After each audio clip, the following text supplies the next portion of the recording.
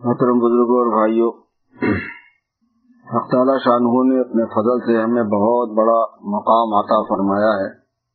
انسان ہونا اللہ کی مخلوق میں بہت بڑا مقام ہے۔ انسان بنا کے پیدا کیا جانا یہ بہت ہی عزت کی بات ہے۔ انسان کو عظمت دی ہے اللہ نے۔ اللہ پاک نے اس کو اشرفیت عطا فرمائی کہ یہ اشرف المخلوقات، جتنی انہوں نے مخلوقات پیدا فرمائی ہیں اور بے شمار مخلوقات ہیں، اس میں سب سے بڑے مرتبے کا انسان ہوتا ہے۔ فرشتوں سے بھی بڑے مرتبے کا، آسمان زمین سے بھی بڑے مرتبے کا، عرش و کرسی سے بھی بڑے مرتبے کا، جنات سے بھی بڑے مرتبے کا، اور حیوانات، نباتات، جمادات، بر و بحر کی مخلوقات، اربہا ارب، خربہا خرب، بلینوں میں اللہ نے اپنی مخلوق بنائی ہے۔ اس میں اللہ نے انسان کو مخدومیت عطا فرمائی ہے اور پوری کائنات کو خادمیت عطا فرمائی ہے۔ سب چیزیں تمہارے مسخر ہے۔ وسخر لکم ما فی السماوات و ما فی الارض جمیعا منہ، جو آسمانوں میں ہیں، جو زمینوں میں ہیں، وہ سب تمہارے لیے مسخر ہے، تمہارے لیے کام کریں گے، تمہاری خدمت کریں گے۔ انما الدنیا خلقت لکم، یہ دنیا تمہارے لیے پیدا کی گئی ہے۔ وَإِنَّكُمْ خُلِقْتُمْ لِلْآخِرَةِ، اور تم آخرت کے لیے بنائے گئے ہو۔ مخدوم کا مطلب ہوتا ہے کہ خدمت لینا، خادم کا مطلب ہوتا ہے خدمت کرنا۔ خدمت لینے کے لیے اختیار چاہیے، تصرف چاہیے۔ تو اللہ تبارک و تعالیٰ نے اختیار اور تصرف کی طاقت انسان کو عطا فرمائی۔ تو یہ انسان استعمال کرنے والا اور باقی مخلوق استعمال ہونے والی مخلوق۔ انسان استعمال کرنے والی مخلوق ہے چیزوں کو، اور باقی مخلوق استعمال ہونے والی مخلوق ہے۔ اب یہ استعمال کرنے والا اگر بنا ہوا ہے تو استعمال صحیح ہوگا، تو جس مخلوق کو استعمال کرے گا وہ صحیح ہوگی، اور استعمال کرنے والا اگر یہ بگڑا ہوا ہے تو بگاڑ پھیلے گا اور غلط طریقے پہ یوز ہوگی چیز۔ صحیح استعمال جو ہے وہ صحیح جگہ پر ہوگا، فائدہ مند ہوگا، غلط استعمال غلط جگہ پر ہوگا اور نقصان دہ ہوگا۔ اس انسان کا صحیح ہونا جو ہے نا، وہ اللہ پاک نے اس کے صحیح ہونے کا جو نظام بنایا ہے، اس نظام کا نام دین ہے۔ اس استعمال کے غلط ہونے کا نام جو ہے نا بے دینی ہے۔ سامان ہونے نہیں ہونے سے اس کا تعلق نہیں۔ انسان بنا ہوا ہے، سامان کم ہے یا زیادہ ہے، کم ہے خیر کا دائرہ محدود ہوگا، زیادہ ہے خیر کا دائرہ تھوڑا اور بڑھ جائے گا۔ انسان بگڑا ہوا ہے، سامان زیادہ ہے تو شر کا دائرہ بڑا ہو جائے گا، اور سامان کم ہے اس کے پاس تو بھی شر ہی ہوگا، دائرہ کم ہوگا۔ آدمی اچھا ہے، اس کے پاس میں کچھ پیسے ہیں، وہ کچھ غریبوں کو کھلا دے گا، زیادہ پیسے ہیں وہ ہزاروں پہ خرچ کرے گا۔ آدمی برا ہے، تھوڑے پیسے ہیں تو تھوڑے لوگوں کو ستائے گا، زیادہ پیسے ہیں تو زیادہ لوگوں کو ستائے گا۔ آدمی اچھا ہے، تندرست ہے، خدمت کرے گا، تھوڑے لوگوں کی کرے گا۔ خوب صحتی ہے، صحت مند ہے، اس کو عزت حاصل ہے، بہت لوگوں کو فائدہ پہنچا دے گا۔ اور اگر آدمی خراب ہے اور اس کو غلبہ حاصل ہے، عزت حاصل ہے اور طاقت حاصل ہے، وہ اس کے لوگوں کو نقصان پہنچانے کا دائرہ 100، 1000، 10,000، لاکھ، 10 لاکھ، 20 لاکھ، پوری مخلوق تک جائے۔ اچھا، یہ انسانوں کے درد سے ظاہر ہونے والے جو اعمال ہیں، ان کے اچھے ہونے برے ہونے کی صورت میں جو اعمال ظاہر ہوتے ہیں، ایک اس کے اثرات دنیا میں پڑتے ہیں اور ایک اس کے اثرات کائنات پہ پڑتے ہیں اور ایک اس کے اثرات آخرت میں پڑتے ہیں۔ کائنات میں پڑنے کا مطلب آگ، پانی، مٹی، ہوا پر براہ راست اثر انداز ہوتے ہیں۔ نظام کائنات آدمی کے عمل کے صحیح ہونے اور بگڑنے سے جڑا ہوا ہے۔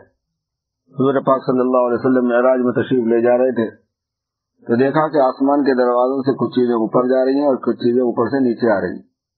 حضور پاک صلی اللہ علیہ وسلم کے پوچھنے پر جبرائیل نے بتایا کہ یہ جو جا رہے ہیں اوپر، وہ انسانوں کے اعمال ہیں، وہ جو اوپر سے آ رہے ہیں وہ اللہ پاک کے فیصلے ہیں۔ اگر آدمی اچھے عمل والا ہوتا ہے تو آگ، پانی، مٹی، ہوا یہ اچھی رہتی ہے، بسائط اچھے ہوتے ہیں۔ برے عمل والا ہے تو یہ برے ہو جاتے ہیں۔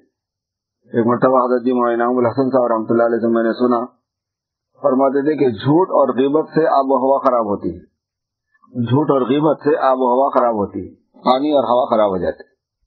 اور جس جھوٹ اور غیبت کی وجہ سے آب و ہوا خراب ہوتی ہے، اس آب و ہوا سے جو خرابی آئے گی صحتوں کے اعتبار سے वबाओं के एतबार से, अमराज के एतबार से वो दवाओं से नहीं जाती, वो शक्लें बदलती रहेगी, एंटीबायोटिक से शक्लें बदल लेगी, वो इस्तिग़फ़ार ही से जाती है, ये हज़रत ने फरमाया। तो बसाइर खराब हो जाते हैं, और जब बसाइर आग पानी मिट्टी हवा का निज़ाम खराब होता है ना, तो ये ज़लज़ले और ये सैलाब और ये तूफान और जनाब वाला ये हरिकन और ये खुश्क सालियाँ, कहत सालियाँ, ये सब जो है ना उसी के असरात हैं। और ये कुरान पाक में ज़हरल फ़सादु फ़िल बर्रि वल बहर बिमा कसबत अयदिन नास, बर्र बहर में जो फसाद तुम देखते हो लोगों के अमलों की वजह से है। लियुज़ीक़हुम बअदल्लज़ी अमिलू, ताकि कुछ अमल का मजा चख ले, वलअल्लहुम यरजिऊन, और बकिया में वापस हो जाए अल्लाह की तरफ, पता चले कि वो जो कर रहे हैं उसके असरात ये हैं, ये चीज कर रहे हैं, वो अंदाजा नहीं होता कि हम क्या कर रहे हैं। अमल की जो तासीरात हैं वो जाहिर होने वक्त लगता है, शक्लें अलग अलग हैं, और आखिरत में फिर अलग है, और दुनियावी हालात में फिर अलग है। कायनात का अलग ताल्लुक है और चीजों का अलग ताल्लुक है, और आखिरत का अलग ताल्लुक है।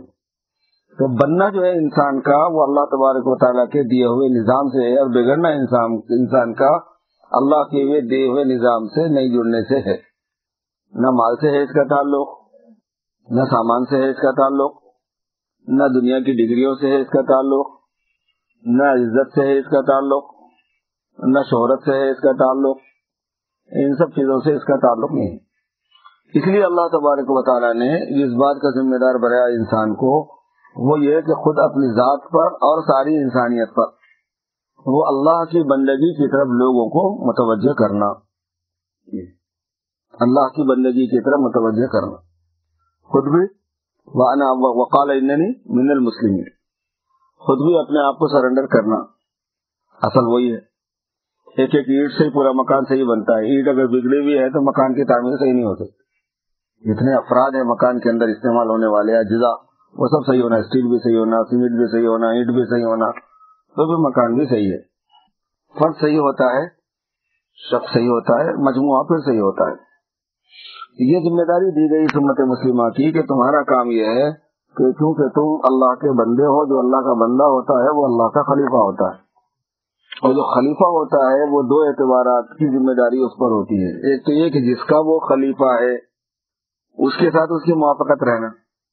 अमेरिका का एम्बेसडर चाइना वाले को तो नहीं बना देते ना, मुवाफकत जरूरी है। और दूसरी बात यह है कि उन्हें अपने जिसकी नुमाइंदगी कर रहा है उसके खिलाफ को बर्दाश्त नहीं करना। तो तुम अल्लाह के खलीफा हैं, जमीन किसकी? अल्लाह की। आसमान किसका? अल्लाह का।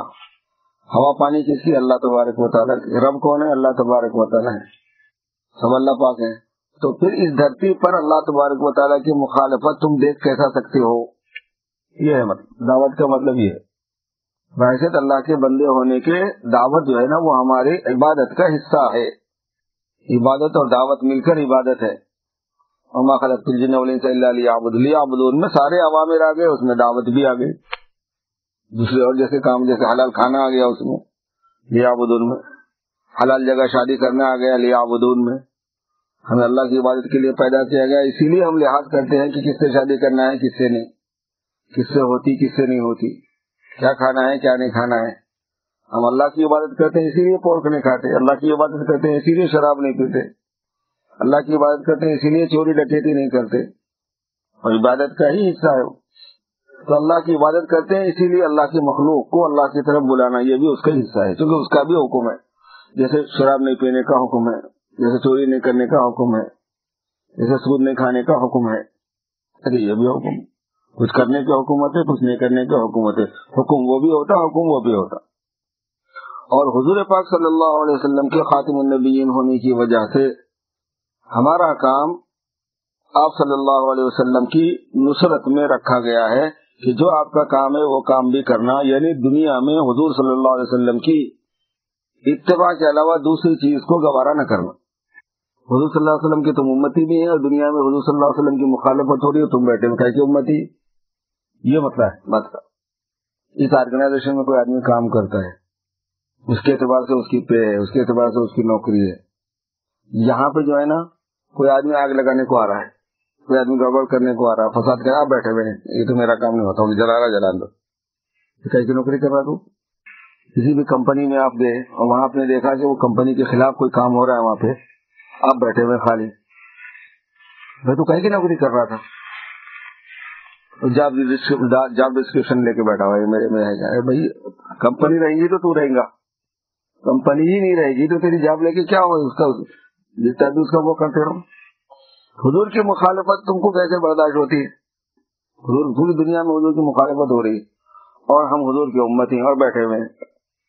دعوت کا مطلب یہ ہے، دعوت میں یہ بات ہے، یہ حقیقت ہے اس کے اندر یہ مضمون شامل ہے کہ حضور صلی اللہ علیہ وسلم کی اتباع پر سب کو لانا، چونکہ سب کی نجات حضور کی اتباع میں، اللہ کی بندگی پر سب کو لانا کہ ساری انسانیت کی نجات اللہ پاک کی بندگی میں ہے، اور لانے سے مراد لانے کی پوری جد و جہد کرنا۔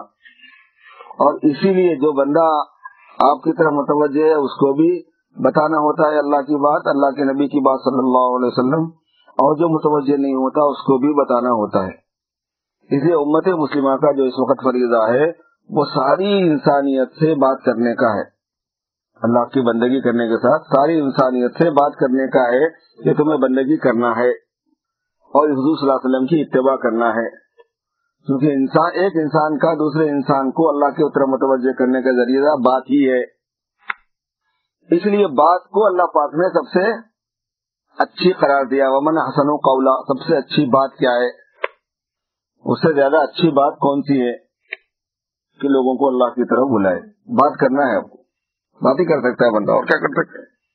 پہلے درجے میں بات ہی ہوگی، بات سے کام نہیں چلا تو پھر ہاتھ شروع ہوتا، پھر لات شروع ہوتی، مگر وہ پہلے تو بات ہی ہوگی، اور اصل ذمہ داری تو پہلے بات سے سن لیا تو ٹھیک ہے، نہیں تو ہاتھ لات کی بھی ہے۔ اسی لیے مسلمان ہونے کے بعد میں کوئی آدمی یہ کہے کہ بھائی تمہارا دین تم تمہارے راستے پہ، میں میرے راستے پہ، میں چلتا ہے تو چلتا ہوں، نہیں چلتا ہے تو نہیں چلتا ہوں، نہیں ہے۔ مسلمان ہونے کے بعد جبر ہے، مسلمان ہونے سے پہلے اختیار ہے۔ مسلمان ہونے کے بعد میں جب تم مان لیا، بولا ایمان لے آیا، پھر کیوں نہیں کرتا بھائی؟ کرنا پڑے گا، اور اگر نہیں کرا تو گردن توڑ دیتے تیری۔ بائی آرڈر کسی کام کو کرانا یہ امر بالمعروف کہلاتا ہے، بائی فورس کرانا، زبردستی کرانا امر بالمعروف کہلاتا ہے۔ امر مانے آرڈر کے۔ حضرت انعام اللہ صاحب رحمۃ اللہ علیہ فرماتے تھے کہ ہم امر کے موقف میں نہیں ہیں، اس لیے عرض کرتے رہتے ہیں، عرض الدعویٰ کرتے ہیں، امر بالمعروف نہیں کر سکتے۔ امر بالمعروف کا ڈنڈا لے کے کیا جاتا ہے، کرتا ہی نہیں، گردن توڑو تیری۔ ہم عرض الدعویٰ کرتے ہیں، بھائی نماز پڑھ لے، بھائی روزہ رکھ لے، بھائی زکات دے لے، بھائی دین پر چلنے میں اپنی کامیابی۔ اس لیے مسلم حکومت جہاں ہوتی ہے اس کی ذمہ داری ہے کہ جو نماز نہیں پڑھا اس کو جیل میں ڈالو۔ کیوں بھائی؟ جو روزہ نہیں رکھا اس کو جیل میں ڈالو، جو زکات نہیں دیا اس کو جیل میں ڈالو۔ مسلمان ہونے کے بعد میں اختیار نہیں رہتا، ماننا ہی ماننا ہے۔ تو جو ماننے والی امت ہے حضور پاک صلی اللہ علیہ وسلم کو اور اللہ کو، اس کو اصلاً دیکھا جائے تو جو پابند لوگ ہیں ان کی ذمہ داری ہے کہ ان کو لے آنا دین پر، کیسا بھی اختیار نہیں ہے، مگر چونکہ اختیار ہی نہیں ہے بندے کے پاس، بندوں کے پاس قوت نافذہ نہیں ہے، نافذ کرنے والا فورس نہیں ہے، طاقت نہیں ہے، اس وجہ سے کیا ہے بول لیتے پھرنے کا ہے، دعوت دینے کا ہے۔ اصل ذمہ داری والذین ان مکناہم فی الارض اقاموا الصلاۃ وآتوا الزکاۃ وامروا بالمعروف۔ اگر ہم لوگوں کو حکومت دیں اور ان کو اقتدار دیں گے تو ان کا اصل فرض امر بالمعروف نہیں عن المنکر کا ہے۔ تو جب حکومت ملتی، طاقت ملتی ہے تو جو امر بالمعروف ہوگا وہ تھوڑی بول لیتے پھرنے کا ہے، نہیں بتاؤ، وہ ذمہ داری اصل وہ بھی ہے۔ یعنی اگر ہم ان کو اختیار بھی دے دیں گے، اقتدار بھی دے دیں گے تو ان کا اصلی کام یہی ہے، یہ فرمایا گیا قرآن پاک، نماز قائم کرنا، زکات ادا کرنا، اور اسی نماز کا آرڈر کرنا اور اسی زکات کا آرڈر کرنا، اور جو مخالفت کر رہا ہے اس کو مخالفت کرنے نہیں دینا۔ ہماری ذمہ داری تو وہاں تک ہے، ہم کہاں ہیں وہ دیکھنے کا ہے۔ اسی لیے ہمارے بزرگان دین نے یہ فرمایا ہے کہ جتنے بے طلب لوگ ہیں ان تک تو جا کے بات کرنا ضروری ہے ہی، اور جو بے ایمان ہیں ان تک بھی جا کے بات کرنا ضروری ہے، لیکن طلبوں طالبین جو اپنے ماننے والے ہیں ان میں بات کر کے جا کے بات کرنا مقدم ہے، اور پوروں سے بات ہو جانے کا انتظار کرنا نہیں ہے۔ اصلاً مسئلہ یہ ہے کہ مقدم وہ ہے کام کے اعتبار سے، آپ کا بھی بچہ پانی میں گرا، دوسروں کا بھی بچہ پانی میں گرا، مقدم کون ہے؟ نکالنا تو سب کچھ ہے، فطرت کا تقاضا یہ ہے کہ آپ اپنے بچے کو پہلے نکالیں گے، اس کو بھی نکالنا, ارے اس کو نکالنا نہیں ہے کیا, اس کو نکالیں گے پہلے رہنے دو, پڑا رہنے دو, تمہارا بعد میں دیکھیں گے. کوئی بھی نہیں سنتا بھائی, نکال دینا ضروری ہے, پہلے اس کو نکالیں گے. ہاں, دوسرے کو بھی نکالنا ہی چاہیے. اس لیے میرے بھائیوں, اللہ تبارک و تعالیٰ نے فضائل جو بیان فرمائے ہیں دعوت کی محنت کے, وہ اس بنیاد پر ہیں کہ یہ تمہاری ذمہ داری میں ہے. اگر تم ایسا کرو گے تو انسانیت کے نجات دہندہ ہوں گے, انسانیت کو نجات کا راستہ ملے گا, جہنم کے عذاب سے بچنے کا راستہ ملے گا. پوری دنیا کے اندر مسلمان پھیلا ہوا ہے اور اس قدر بے راہ روی کی طرف مائل ہے اور اتنا بڑے پیمانے پر مائل ہے کہ جس کی کوئی حد نہیں. ابھی ہم لوگ نیو جرسی گئے تھے, وہاں ایک یونیورسٹی ہے, MCA میں ایک مسجد ہے وہاں پہ, اس کے بازو میں 60,000 بچے یونیورسٹی میں ہیں, جس میں سے 5,000 بچے مسلمان ہیں اور یہ سعودی ہیں پورے. اور صورتحال یہ کہ 5,000 میں سے 10-15 بھی نماز کو نہیں آ رہے ہیں, جبکہ آپ کو پتہ ہی ہے کہ سعودیہ میں نماز کا نظام کیسا ہے. اور یہ تو ایک جگہ کی بات ہے, 1 لاکھ سے لے کے 1.5 لاکھ تک تو سعودی ہیں پورے ملک کے اندر, لاکھ سے لے کر صرف سعودی. گلف کے الگ ہیں, دبئی کے الگ ہیں, قطر کے الگ ہیں, امارات کے الگ ہیں, وہ الگ ہیں. پھر یہ جشنیا کے, یہ بوسنیا کے, یہ کوسووا کے, اور جانے والا یہ سوڈان کے, یہ صومال کے, یہ ایتھوپیا کے, جانے والا یہ عراق کے, یہ شام کے, فلاں فلاں فلاں فلاں, یہ انڈیا کے, یہ پاکستان کے, یہ بنگلہ دیش کے. پھر یہ جو یہاں پیدا ہو گئے بڑے ہو رہے ہیں, لاکھوں کی تعداد میں روزانہ پیدا بڑے ہوتے ہیں, بالغ ہوتے ہیں, لاکھوں کی تعداد میں.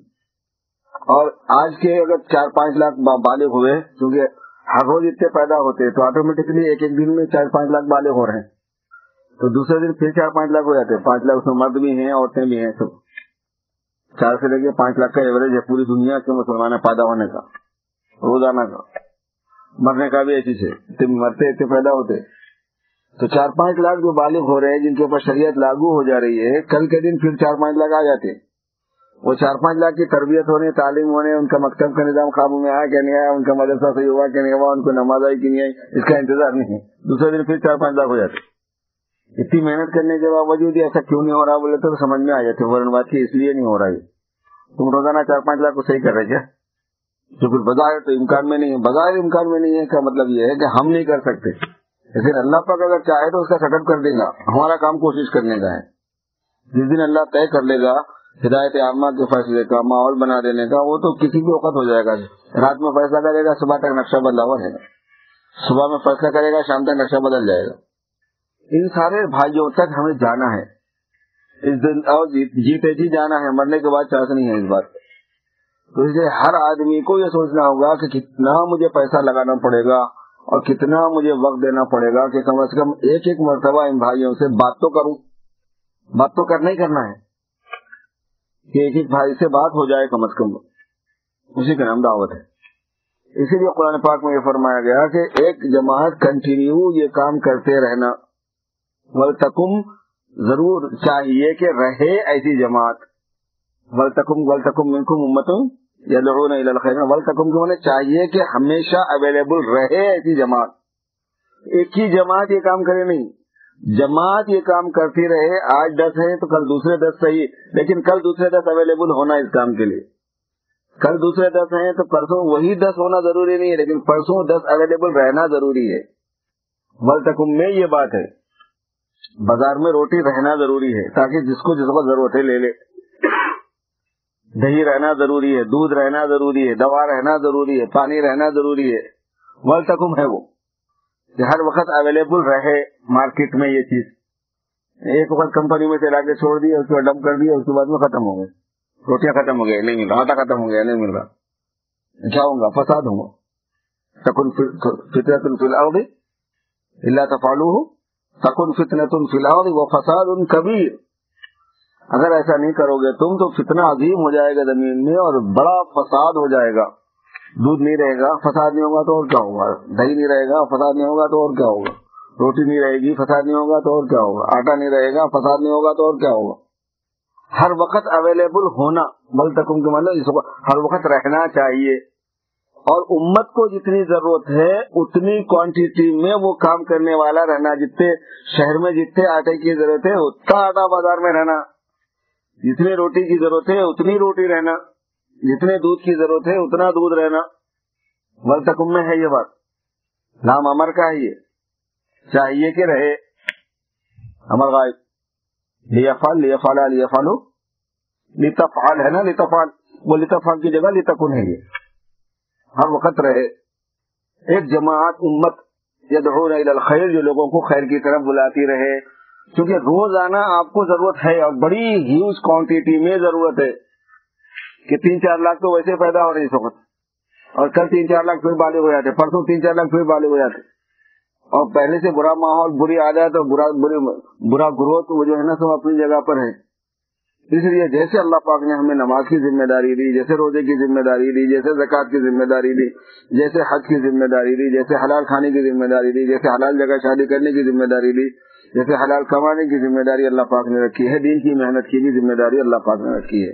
تو اس لیے ہمیں بہت حوصلہ اور ہمت سے کام لے کر اپنے اوقات کو نکالنا ہے، اور بہت حوصلے اور ہمت سے کام لے کر اپنے پیسے کو لگانا ہے۔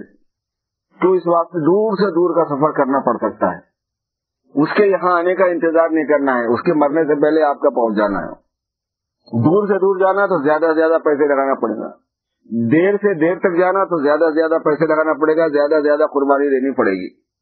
یہ جو حضور پاک صلی اللہ علیہ وسلم کے خصائص بیان کیے گئے ہیں، اس خصوصیت کی بنیاد بھی یہی بتائی گئی ہے۔ حضور نے فرمایا کہ مال غنیمت میرے لیے حلال کیا گیا، پہلے حلال نہیں تھا، اب حلال ہے۔ پوری زمین کو میرے لیے مسجد بنایا گیا، پہلے ایسا نہیں تھا، کیونکہ یہ جو جماعت ہوگی پوری دنیا میں جب اویلیبل ہوگی تو اس کو ہر وقت نماز کا وقت پہ جاتا رہے گا۔ تیمم میرے لیے، زمین کو میرے لیے وضو کی جگہ بنایا گیا، کیا ہے وہ حدیث شریف، وجعلت لی الارض مسجدا وطہورا، زمین میرے لیے مسجد بھی کر دی گئی ہے، زمین میرے لیے وضو کی چیز بھی کر دی گئی ہے۔ پانی نہیں ہے تیمم کر لو، ضرورت ہی نہیں تھی اس بات کی، مگر ضرورت ہے اس واسطے کہ ولتکم منکم امۃ، میں یہ امت پوری دنیا میں دور سے دور کے لیے جائے گی، دیر سے دیر کے لیے جائے گی، جنگلوں میں جائے گی، دیہاتوں میں جائے گی، ریگستانوں کے اندر جائے گی، پہاڑوں اور وادیوں کے اندر جائے گی، قحط زدہ علاقوں کے اندر جائے گی، جہاں خوب پانی پایا جاتا ہے وہاں پر بھی جائے گی۔ جب نماز کا عبادت کا وقت آئے گا تو یہ تھوڑی کہیں گے کہ تم ایک دین کے کام کے لیے آئے، تم عبادت مت کرو، تم کو تو کرنا ہی کرنا ہے۔ اس لیے پوری زمین کو مسجد بنایا گیا، پوری زمین کو وضو کی چیز بنایا گیا، مال غنیمت حلال کیا گیا۔ یہ خصوصیت جو سرکار دو عالم صلی اللہ علیہ وسلم کو مرحمت فرمائی گئی، اس کا ریزن یہ بتاتے ہیں شراح حدیث، وجہ یہ بتاتے ہیں۔ اس لیے بھائی جیتے جی یہ کرنا ہی کرنا ہے۔ جتنے زیادہ 1 لاکھ 2 لاکھ 5 لاکھ 10 لاکھ آدمیوں سے تو میری بات ہو جائے زندگی میں، یہ طے کرنا ہے، اور ایسے لوگوں سے جو دین کی طرف متوجہ نہیں ہے۔ جلسہ بہت بڑا کر دیا، 1500 آدمی جمع کر دیا، ان کے دین کی بات کو، وہ مراد نہیں ہے۔ یہاں پہ مسجد میں لوگ آگے جمعہ کی نماز پڑھنے کے لیے، عید کی نماز پڑھنے کے لیے، ان سے تقریر کر دی، وہ بھی دعوت ہے، لیکن وہ مراد نہیں ہے۔ یہاں پہ مراد یہ ہے کہ جو متوجہ نہیں ہے اس سے بات کرو، اس تک بات پہنچنے کی شکل کرو، جو بے طلب ہے اس تک جاؤ، اور اس سے جا کے اس کے سامنے اللہ کی عظمت بڑائی اور اللہ کی بندگی کی دعوت اس کو دو۔ حضور صلی اللہ علیہ وسلم کی رسالت کا، پیغمبری کا مضمون سنا کے سمجھا کے حضور صلی اللہ علیہ وسلم کی اتباع کی دعوت اس کو دو، خود بھی کرو اور دوسرے کو بھی متوجہ کرو۔ تم اللہ کے بھی خلیفہ ہو، رسول کی امتی ہو اور نائب بھی ہو۔ ہم گنہگار ہیں، ہم کہاں سے کرنا؟ اللہ نے فرمایا گناہ معاف کرنا میرا کام ہے، میں کروں گا، اور سب اس کا پہلا انعام گناہ معاف کرنے کا ہے، یغفر لکم ذنوبکم۔ تم گنہگار ہے نا، تو پھر تیرے کو تو کرنا ہی کرنا ہے۔ اگر انہوں نے بولا میں گناہ ہی نہیں کرتا تو میرے کو ضرورت کیا ہے، پھر بھی بات تھی ایک۔ اگر کوئی بولا میں تو بہت گنہگار ہوں، تو بولے وہ تو سب سے پہلے یہی کام ہے، گناہ معاف ہونا ہے نا، یہ کام کرو، وہ رہے اللہ تعالیٰ یغفر لکم ذنوبکم۔ آخرت کی نجات الگ ہے، دردناک عذاب سے بچنا الگ ہے۔ دنیاوی دردناک عذاب سے، ذلت سے، مقہوریت سے، مغلوبیت سے، مظلومیت سے بچنے کی شکل یہی۔ ذلت کا مفہوم بھی مسلمان سے کھو گیا، ذلت کا مفہوم نہیں رہا مسلمان کے پاس، اللہ تعالیٰ معاف کرے۔ اللہ تعالیٰ جب کسی کو ذلیل کرتا ہے تو اس کو بتوں کا پجاری بناتا ہے، قرآن پاک میں ہے وَجَعَلَ مِنْهُمُ الْقِرَدَةَ وَالْخَنَازِيرَ وَعَبَدَ الطَّاغُوتَ۔ جب اللہ ناراض ہو گئے تو عذاب کے طور پر کسی کو بندر بنا دیا، کسی کو سور بنا دیا، کسی کو بت کا پجاری بنا دیا، یعنی غیر مسلم بنا دیا، اور کسی کو بت کا پجاری بنانے کے بعد اس کا ماتحت بنا دیا۔ بات سمجھ میں آ رہی؟ اس کو مسلط کر دیا کسی پر، اس کی کتنی بےعزتی ہے۔ مسلمان اس وقت ذلت کی آخری حد پر ہے، اس سے زیادہ ذلیل ہونے کی پاسبلٹی نہیں ہے، حالات نہیں ہے دنیا میں، اس سے زیادہ ذلیل ہونے کی شکل نہیں ہے کہ بے ایمانوں کے ماتحت کر دیا گیا۔ پوری دنیا میں مسلمان کی سب سے بڑی بے عزتی ہے کہ وہ کافروں اور بےمانوں مشرکوں اور دہریوں ان کے ماتحت ہے. کیونکہ قرآن میں ہے کہ جب میں کسی سے کچھ دلیل کرتا ہوں تو اس کو یا بندر بناتا ہوں یا سور بناتا ہوں یا طاغوت کا پجاری بناتا ہوں, شیطان کا عبادت گزار پکڑنا, اور اس کو کسی کے ویسے کو کسی کے سر پہ بٹھا دیا. اور کیا ذلت ہے. تو عذاب علیم, دردناک عذاب سے بچنے کی صورت یہ ہے کہ تم کو محنت کرنی پڑے گی دین کی. اس سے حالات میں اللہ پاک حالات میں چینجز لائیں گے, تبدیلی لائیں گے. اور یہ دردناک عذاب سے بچنا قبر میں بھی ہوگا, یہ دردناک عذاب سے بچنا آخرت میں بھی ہوگا, میدان حشر میں بھی ہوگا. پھر یہ دردناک عذاب سے بچنا ہمیشہ ہمیشہ کے لیے جہنم میں جانے سے بچانے کی شکل میں بھی ہوگا. اس لیے ہمیں اس بات کو سمجھنا ہے, ریئلائز کرنا ہے کہ واقعتاً اس کی اہمیت کتنی ہے, اور یہ سمجھنا ہے کہ اس کی ضرورت کتنی ہے اس وقت, اور یہ سمجھنا ہے کہ اس کی فضیلت کتنی ہے. کسی بھی کام کی ضرورت اور اہمیت اور فضیلت تینوں باتیں اچھی طرح ذہن نشین ہو جائیں کسی بندے کے, تو پھر اس بندے کے لیے مجبور ہو جاتا ہے وہ اپنی فطرت سے, اپنے نیچر سے, کہ وہ اس کے بارے میں پازیٹیو میں سوچے اور اس کے لیے کچھ حرکت کرے. اور جب تک یہ بات اس کے ذہن میں نہیں, ضروری نہیں ہے, ہو گیا کام, نہیں کرے گا وہ کام. کوئی اہم نہیں ہے, بہت معمولی ہے, نہیں کرے گا وہ کام. کوئی فائدہ نہیں ہے اس میں, کوئی فضیلت نہیں ہے اس کی, نہیں کرے گا آدمی بندہ. اگر ضرورت اور اہمیت اور فضیلت یہ تینوں چیزیں کسی بھی عمل کی کھل جائے تو اس عمل کے بارے میں وقتی طور پر آدمی اگر عامل نہیں بھی ہے تو سوچنے پر مجبور ہوگا کہ بھئی اہمیت ہے کہتے اور ضرورت ہے, نہیں اس کے بغیر نہیں چلے گا کام, اور فضیلت اتنی ہے کرنا ہی پڑے گا, دوڑے گا آدمی اس کے لیے, رغبت کرے گا. تو اس کے لیے میرے دوستو, جیسے اللہ نے توفیق دی ہے نماز پڑھنے کی, ویسے ہم اس بات کا بھی ارادہ کریں کہ اللہ پاک کے دوسرے حکم کی بھی ہمیں توفیق ہو, اور اس کے لیے بھی ہم ایسے ہی کوشش کریں. جیسے نماز کے لیے اللہ نے حکم دیا ہمیں, ہم آگے متوجہ ہو گئے اللہ کے حکم کی طرف. اللہ کی توفیق سے بندہ آتا ہے, لیکن وہ ارادہ کرتا ہے, وہ وضو کرتا ہے, وہ چلتا ہے, وہ وقت نکالتا ہے, وہ طبیعت کے خلاف پر آمادہ ہوتا ہے. ایسے یہ بھی اللہ پاک کا حکم ہے. اس کا بھی ہمیں پروگرام بنانا ہے کہ ہمیں اللہ کے راستے کے لیے, اللہ کے راستے میں جانے کا, دین کی محنت کے لیے جانے کا, خروج کرنے کا, اللہ کے راستے میں لوگوں سے وزٹ کرنے کا, ملاقاتیں کرنے کا, اور لوگوں تک پہنچ کر اللہ کے دین کی بات محض اخلاص کے ساتھ بے غرض ہو کے کرنے کا عزم کرنا ہے. سب کریں گے انشاءاللہ. اللہ پاک مجھے اور آپ کو سب کو عمل کی توفیق عطا فرمائے.